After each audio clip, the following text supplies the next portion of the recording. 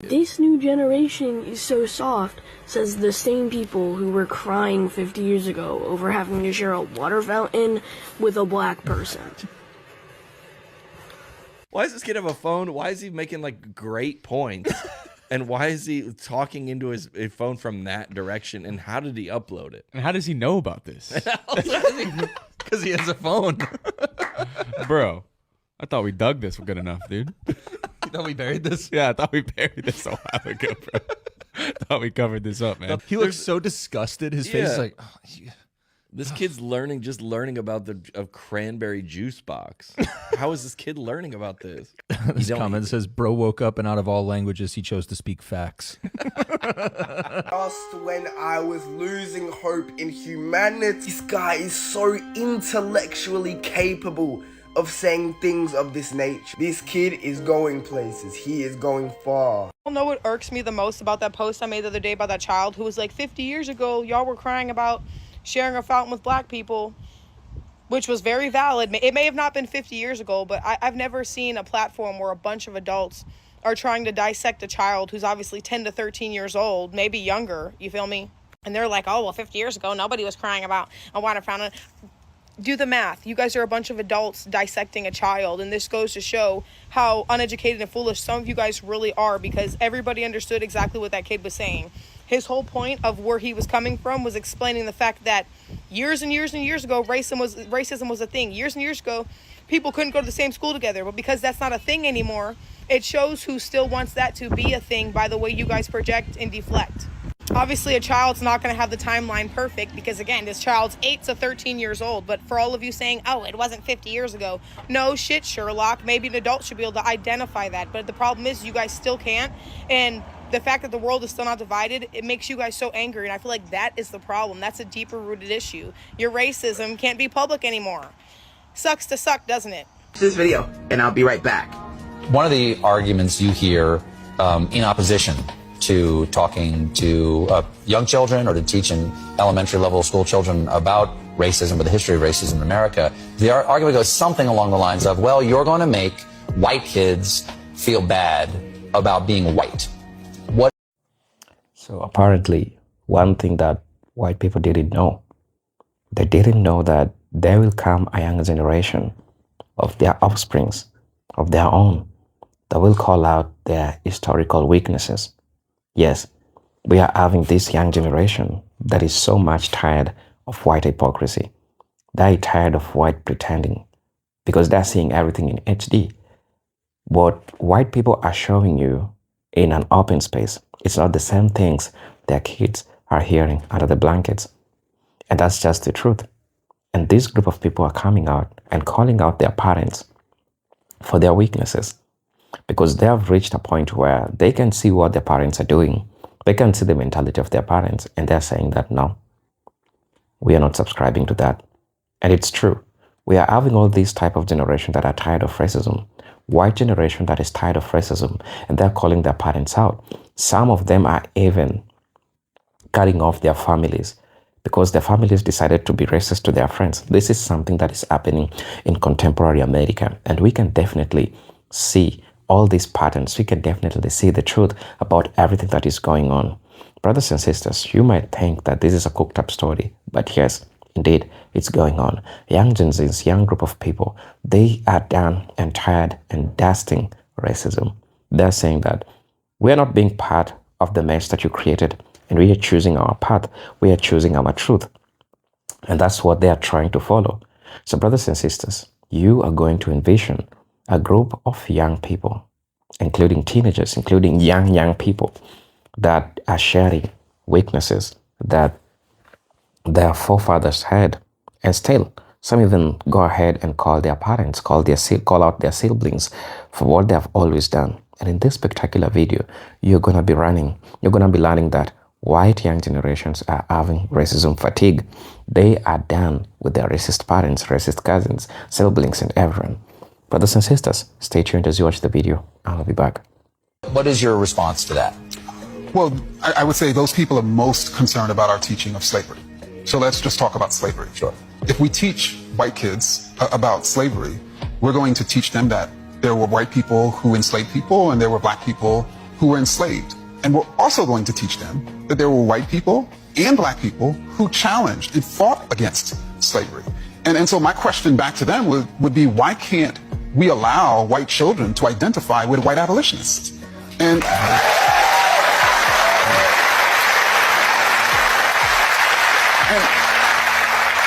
and also it demonstrates to me that these folks recognize that kids are not colorblind and that how we shape the curriculum impacts our children. So then why aren't they concerned about how black kids feel when they're not represented in the curriculum? Perfect response.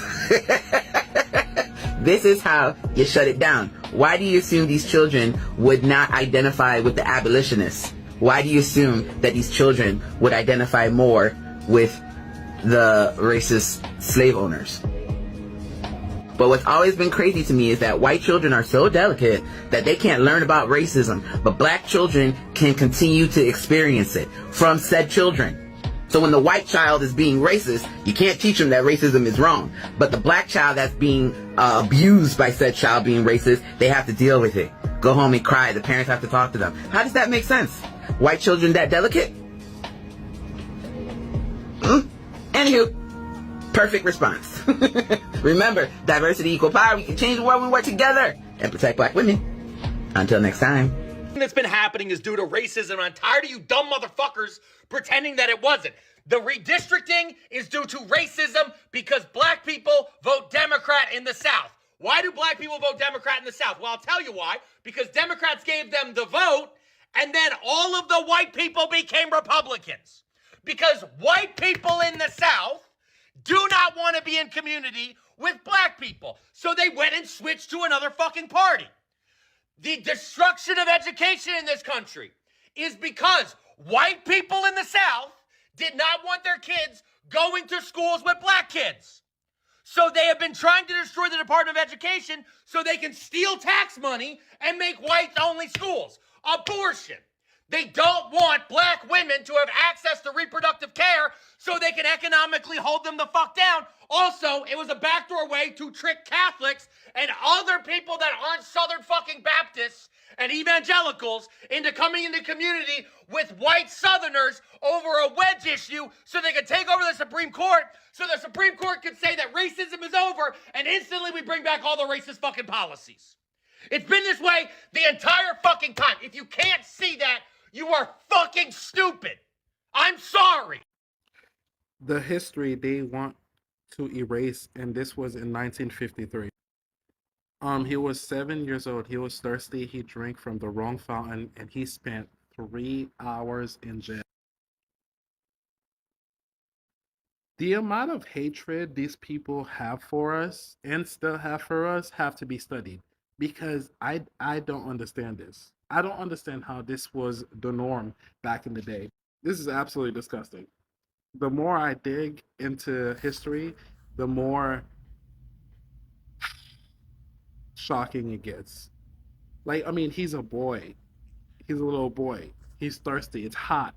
He needed a cup of water. And he spent 3 hours in jail. Unbelievable. Unbelievable. And by the way, did you also know that they were eating us? Yeah. They were killing us, eating us, cooking us.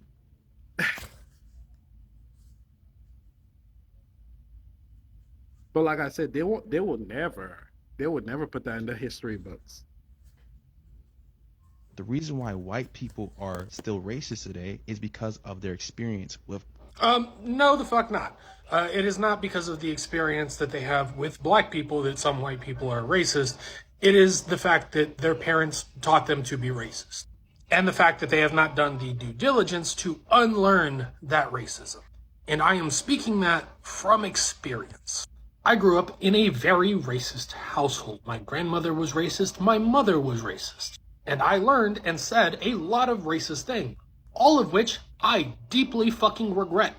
But the reason I did those things and the reason I thought that doing those things was okay was because that's what I learned from my parents. I was in fact one of those people who were screaming about It's not hatred, it's heritage.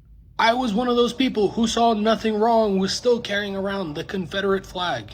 But guess what? After I got out into the real world and experienced the real world and got away from the people who were racist and who were feeding that mindset into my brain, I broke away from those mindsets. And after breaking away from that mindset and the people who were feeding that mindset into me and starting to experience and have conversations with real life black people other than, just a few interactions in high school, I started to unlearn all that bullshit that was brainwashed into my fucking brain. And just to put a scope as to how bad the brainwashing was, my mother, my birth giver, because she's no longer my mother, I don't associate with her, used to call people the N-word with the hard ER, not with an A, with the hard ER. And her justification for that was if they didn't want to be called that, they shouldn't act that way. And I thought that was okay. I now understand that is a really fucked up thing to fucking say. But at the time, I thought it was okay because that was the person who raised me, the person who brainwashed me into thinking that way. So if you, as a white person, are still having these mindsets, it is your duty and responsibility to break away from these fucked up mindsets. It is not a black person's job to tiptoe around your fucking racism. This new generation is so soft, says the same people who were crying 50 years ago over having to share a water fountain with a black person. He rolled over into that thought. He definitely rolled over into that thought. And my question to everybody who's seen that is, how old is he? And he's smarter than the group. That's the crazy part of you can tell he's not, I wouldn't say he's a complete genius, but he's smarter than the group. And it's just crazy to think a child could see it and grown-ups can't. But you're on the right track, my boy. You're on the right track. Don't let them take you off that high horse that you're on, even though it's not a high horse. Tell me what y'all think about it in the comments, though. And it's just crazy he is that young with that much sense. Good parents. Is either good parents or they gave him enough freedom that he decided to learn things to do it the right way compared to how other people did it. A white boy on TikTok told us some young dude, maybe a little bit older than Noga, between Noga and Jasmine. He was like, this generation weak. Y'all scared of everything. He said from a generation who 50 years ago was crying because they had to share a water fountain with a black person. Damn. He was a little white boy. Somebody was like, but he's not lying. No, but he's like, we. And not being wild. Yeah, not being wild. He been here already. That's how he know. Nah, for real. Yeah, he felt that. Yeah. I know when old racist white people walk around today, they be like, these motherfuckers really free. You gotta think about it. They didn't see this future. In their mind, things were going to stay the same. It was never going to be, it was always going to be blacks over here, whites over here. Whites up here, blacks down here, color water fountain, white water fountain. And it was always going to be like that. They didn't see the future, but now they got to walk around and be like, these motherfuckers out here getting rich and thriving, and I'm seeing them on TV and they all over the radio. What the fuck? They have to reminisce on the past. I know racist old white people reminisce on the past. Damn, baby, remember back in the day when the blackies would cross the railroad tracks and we'd throw rocks at them and call them fried chicken eating, watermelon sucking, Kool-Aid drinking baboons, and they would just go back on their side of town for months on end? Well, after what happened in Alabama, my hopes and dreams of that ever happening again were slim to none. Abso-fucking-lutely. They just gotta live through that shit. They just gotta sit through it. They just gotta take it. Just imagine how they felt when Obama became president. I wish I was a fly on the wall in the house of an old racist white couple when they said, Barack Obama is your president. Oh my God. So many of them had to have heart attacks. Oh my God. Baby, come look at the TV. We gotta move. We got to get out of here. Look at this Maribel. We got to get out of here. They just letting anybody be president. How they let the baboon get in there? They can't fucking read. Can't believe they let Chris Rock be president, baby. We gotta fucking move. Your generation threw a fit at the thought of black people drinking from the same drinking fountains as white people. Ooh. Also, remember that time their parents blew up Tulsa, Oklahoma?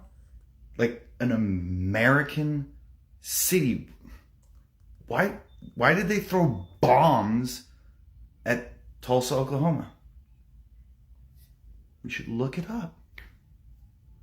Google that. I want y'all to know, man, Cecil Williams, right? Y'all know this legendary picture right here. That's right. Of the brother drinking out of the whites only water fountain. I always wanted to ask you, Mr. Williams, was it a spontaneous act of rebellion or something you planned to do as a statement? It was a little bit of both. I was thirsty, but also it was the middle of the sunshine of the summer. You know, as evident by the T-shirt. But also this was not the first time I did this. There were many other times that I felt I wanted to get a little closer. Really, I was not satisfied with living in the status quo and segregation. So this was something that I had done many times, and my mother warned me not to do it anymore. But I did it again, and this time it was photographed. Did you feel fear in that moment, or was your faith stronger than your fear? None whatsoever. This is about 15, 20 miles from Orangeburg and on Highway 21 and coming back from an assignment for Jet magazine. But I never sent this picture to Jet. It was something that I held in the family, and I knew I would get chewed out had I, given it to my mother and father to see. So I hid it from them and never sent it to Jet either. Wow. So how'd they get it? Maybe 3 or 4 years later, I showed it to them in a conversation one Sunday afternoon during a dinner. It kind of came out, and then I got chewed out. Wow. Like they said in the comments, the kids are all right. There's hope in Gen Alpha. I don't know who his parents are, but they raised a smart kid. Keep up the good work, y'all. I really thought he was going to say more in this video. I thought he was going to eat these suckers down. I thought he was going to go in on them. I mean, he already went in on them with that one line talking about how, oh, this generation is so soft. Really? When y'all, aren't y'all the same people who were complaining 50 years ago about having to share a water fountain with black people? Weren't you the same people complain about having to sit in the same area as black people? Weren't you the same people complaining about DEI? This is why we need to continue on teaching black history in the schools and every person of color history in the schools, so we can learn from the mistakes of the past, and so that the next generation can be better and brighter and smarter than the previous generation before. Someone was like, this little boy is invited to all the cookouts. Let him know, please. He's invited to all the cookouts for life. Yes, he is, indeed. I had a pretty unique exposure to racism when I was a kid. My siblings and I were adopted. My sister is white, my parents are white, my brother is black. Our community was white, our schools were white, everyone was white. Growing up, my brother was bullied incessantly by people of all ages, even family members. Since I was 2 years older, I felt like it was my responsibility to defend him. To do that, I developed a spidey sense for identifying racists. The way I saw it, there were 4 kinds of people when it came to racism. There were the openly racist and not afraid to show it people. There were the covertly racist but careful to hide it people. There were the not racist but unwilling to call it out people. And there were the not racist and willing to do something about it people. Of course, that last group was few and far between. As a kid, it was clear to me that 3 of the 4 groups were complicit in harming my brother. An overt racist would say something racist to my brother. The covert racist wouldn't flinch. The not racist but not willing to call it out person would act like they didn't see it, and my brother would get the message that he either deserved whatever was said or he wasn't worth defending. It didn't matter that some of the people weren't racist, because enough of them were. Enough of them were so the group didn't have to change a damn thing. And that's what I keep thinking about with this ruling on the Voting Rights Act. Our nation has made very little progress at making this world safe for people like my brother. We've made very little progress at changing the messages that people like my brother absorb. The way the world expects the worst from him every single second of every day. We still very much have a group that's unwilling to change. I've been thinking about this because it feels like something changed with the last ruling. The slide from covert to overt seems much more obvious. The racist underpinnings of this decision are not plausibly deniable. The fact that Alito cited bad data to support his position, knowing full well he would be fact-checked, is very telling. And let's not pretend the conservative justices didn't know Republican lawmakers in the South were going to take the ball and run on this. Maybe they didn't realize just how quickly the greasy, grimy, greedy lawmakers would shove their racist flags into the soil of every single voting district. Except something tells me the kinds of people who accept bribes from fat cats with matters before the court, the kinds of people who announce their homophobic and Christian nationalist tendencies by literally flying symbolic flags at their home, the kinds of people who only adopted a formal ethics code after years of pressure and made sure it has little enforcement power, those kinds of people probably knew exactly what would happen with this ruling. And it's quite clear that they don't care that because of this ruling, people like my brother will find themselves in rooms even more populated with people complicit in racism, and the people willing to do something about it will be even fewer and farther between. Yeah. Well, SCOTUS, I hope you're having the day you deserve. You heard what that baby said. He said that with his whole chest. And I believe that he is a part of the group that Whitney was talking about, the children of our future. We have stumbled upon them. Because I've been searching high, and I've been searching low, and I have not been getting any results. But that baby said what he said. TT, we got you. Don't worry.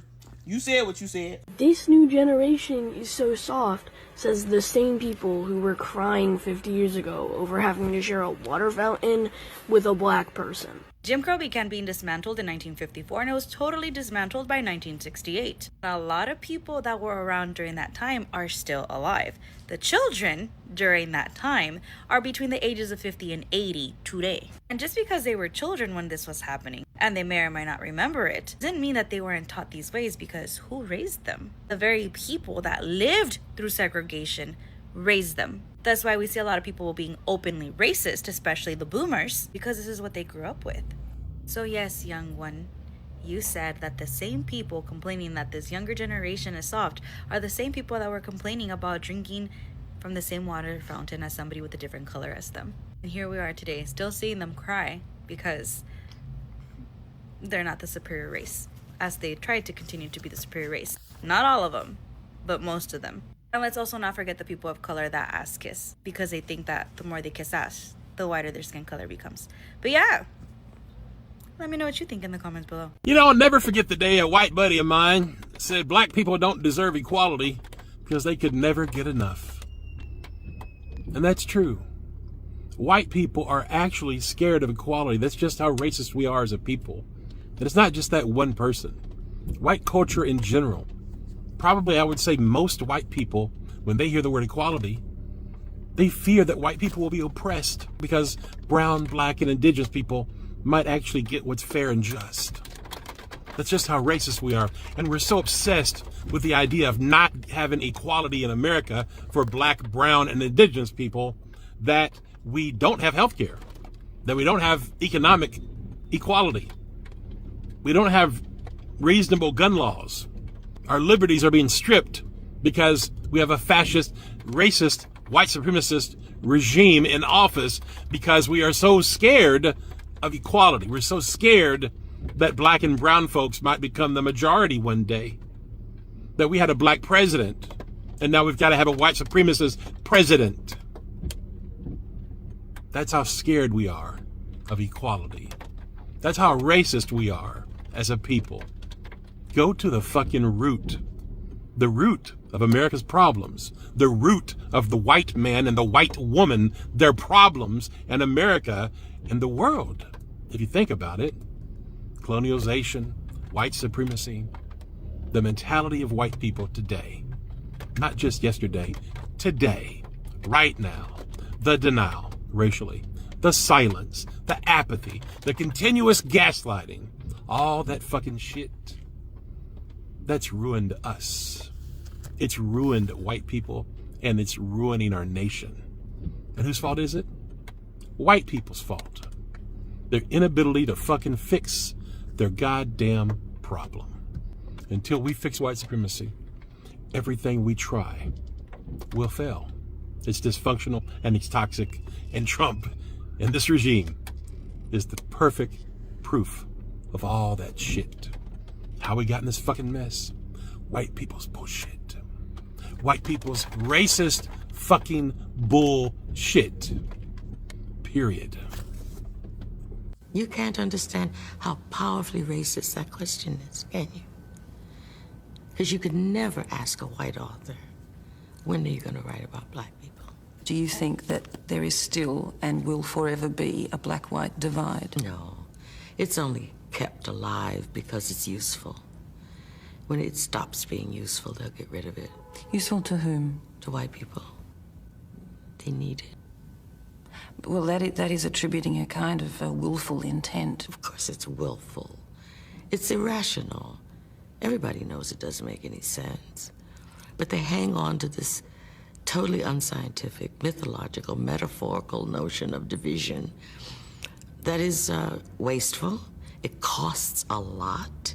It diminishes the people who feel that way, and it hurts the people who don't feel that way. When they don't need it, as in wartime, they get rid of it. When they don't need it economically, they get rid of it. But if you need it in order to solve some political problem, or to justify a land grab, or you need workers who are dependent upon you, and you can convince them that, you know, $2 an hour, $5 an hour is enough, then you use it. It has powerful utilitarian purposes. But you are saying then that whites have a willful, malicious intent as far as... I think this is a naive question. It's a naive question. So it's there. I mean, this malice is there. That's why I ask you, do you think it's eradicable? Well, it'll take some generations. But let me tell you, you cannot enslave people or kill races of people, whole races in a continent. You cannot do that as a human being unless you have persuaded yourself that A, they are not people, or their lives are not worthy, or that you have a mission to do that. No human being can do that. You cannot do it unless you believe it is better for those people to be dead. If you can get in an airplane in Brazil and fly around and shoot Indians for sport now, you have to persuade yourself that they are sport. Now, I don't know if that's malice or psychosis, but it exists.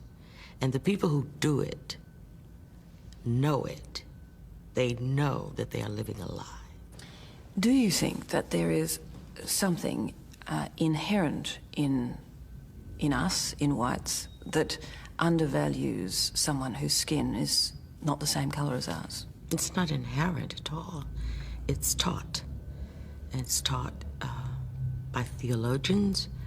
It's been taught by scientists. Racism is a scholarly affair. It is totally ingrained in the education that we receive. The history. Encyclopedias are full of outrageous claims about whiteness and about blackness. You can feel better, no matter what your pitiful little life is like, no matter how many times you lose, no matter how poor your existence. If you encounter a black person, you can feel better. You have in your writing certainly marginalized whites. Why are they of no particular interest to you, or seemingly no particular interest? Well, I was interested in another kind of literature that was not just confrontational, black versus white. I was really interested in black readership. And I wanted to do, I think, for me, the allegory or the parallel is black music, which is as splendid and complicated and wonderful as it is because its audience was within its primary audience.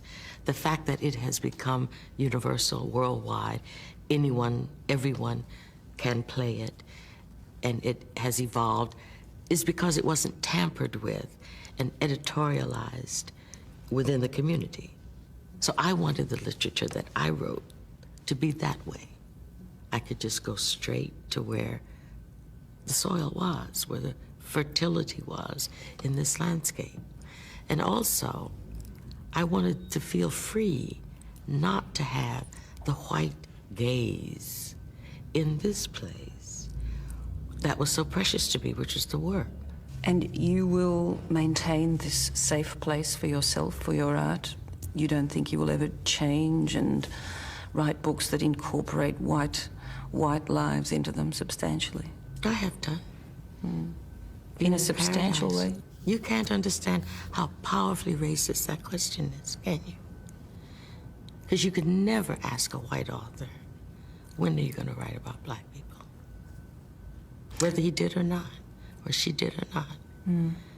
Even the inquiry comes from a position of being in the center. And being used to being in the center. And being used to being in the center.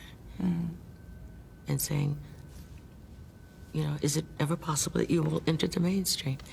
It's inconceivable that where I already am is the mainstream. Oh no, that wasn't the implication of my question. I think you are very, very much in the mainstream. It's a question of the subject of your narrative, whether you want to alter the parameters of it, whether you see any benefit in doing that, or will you clearly see disadvantages in doing it from your own point of view? Artistic disadvantages. There are no pluses for me. Being an African-American writer is sort of like being a Russian writer who writes about Russia, in Russian, for Russians. And the fact that it gets translated and read by other people is a benefit. It's a plus. But he's not obliged to ever consider writing about French people or Americans or anybody. Hello brothers and sisters, I'm hoping that you are doing great from wherever you're watching this video from. Now, I think you can already see that we are having all this generation that they are so much tired with what their parents are doing. They're so much tired and they can see the hypocrisy and they're deciding and they're saying that we are not being part of your hypocrisy. We are not doing that with you. This is not what we're going to be doing. And so they're going in the contrary of what they should have done, of what they should have said.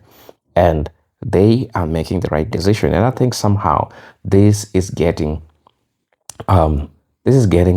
somewhere, because at least we are seeing a new generation. At least we are having a safer society, at least in the contemporary America, where the young generation are saying that, you know, we are done, we are tired with all those things that you did, because they've learned the history. And so many times, and I've told you, so many times they have always tried to hide history from their own, even the young kids. They have tried to hide history from them so that they don't get to know the truth. And you understand, information is power. And so when all these young white kids get all this information, you definitely see how they're powerful and how they're dragging their own parents into it and how they're dragging their own family members. And they're even seeing the social norms. They're seeing how their parents are talking inside the house. And I told you how they're seeing their parents hypocritical is in the sense that in the daytime, they're seeing their parents acting in a different way. But in their house, what their parents are saying about black people or other marginalized group is different. So many times there was a clip that I saw about this young lady that was calling out his brother for, you know, describing black people as, you know, it was crazy, the description. I don't want to talk about it. The description that they gave black people. And so she was so mad at his brother, at her brother. Why was she mad? Because of the hypocrisy. Because she's had black friends and she knows that that's not how black people behave. So at the end of the day, she decided to cut off his all family members because no one was listening to her. So since she felt like no one was listening to her, what did she decide? She decided that she was going to cut all of her family members. Yes. And that shows you the extent of how people are fatigued with racism and how they can decide to just shut it down all once because Man, they're done with racism. They are tired. They're seeing a similar system being repeated, similar lies being told to them, similar lies that was told to earlier generations, same still being told to them. And they're saying that no, what we are going to do, we are going to put a stop in this madness. And so that's what they have decided to do. They have decided to put a stop into this madness. So brothers and sisters, I really want to know what you'll think about this, because I think it's important seeing a younger generation having a better understanding of what is really going on, because majority of us, we've been lied to, right? And I'm glad that I'm part of the people in the journey that got to learn, people that got to learn about all these lies, all these historical lies that were given to Black people. So brothers and sisters, please let me know what you all think about this video. But until then, let me see you in my next video. Peace, love, and harmony. Salute.